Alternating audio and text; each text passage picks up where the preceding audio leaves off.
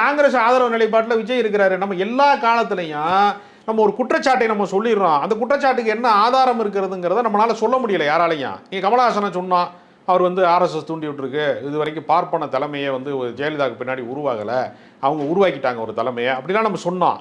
மைத்ரேயன் போய் சேர்ந்தவுடனே ஆர்எஸ்எஸ் ஆள் அனுப்பிடுச்சு திமுகக்குள்ள, எஸ்சி சேகரை உள்ளே விடுறாங்க அப்படின்னு விமர்சனம் வருது.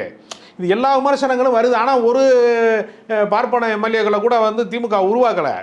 தாவேகால கூட 2 பேர் ஜெயிச்சிருக்கிறாங்க, ஸ்ரீரங்கத்துலையும் மயிலாப்பூர்லையும் ஜெயிச்சிருக்காங்க. அப்போ நம்ம வந்து எப்போவுமே என்னென்னா ஒரு டைலாக் கிரியேட் ஆகிற போது நடைமுறையில் அது என்னவா மாறுது, ரெண்டையும் ஒப்பிட்டு தான் நம்ம பார்க்க முடியும். ஒரு டைலாக்கே நம்ம நிற்கணும்னா இப்போ திருமாவளவன் பிஜேபி பெற்ற பிள்ளை தான் தாவேகான்னு சொல்லிட்டு அப்புறம் ஏன் கூட்டணியில் வந்து இப்போ பேச்சுவார்த்தை நடத்திட்டு இருக்காருன்னா கலை யதார்த்தத்தை புரிந்து கொண்டு நடத்துறாரு. அது வந்து அவருடைய அரசியல் நிலைப்பாட்டின் தடுமாற்றம் நான் பார்க்கல. இல்ல இன்னைக்கு அது ஒரு சந்தேக நிழல் தானே, அது உண்மையா இருக்குமான்னு. திருமாவளவன் நேரடியா வந்து விஜய் ஆதரிச்சிட்டாரு, கூட்டணிக்கு போறாருன்றதை நான் மறுக்கிறேன். அப்படியான ஒரு நிலைப்பாட்டிலையும் இல்ல அவரு.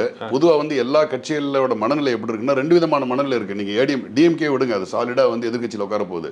ஏடிஎம்கேக்குள்ள அந்த ஆசிலேஷன் இருக்கு, அதிகாரத்துக்குள்ள வரணும் அப்படின்றதுக்கான ஒரு ஆசிலேஷன் இருக்கு.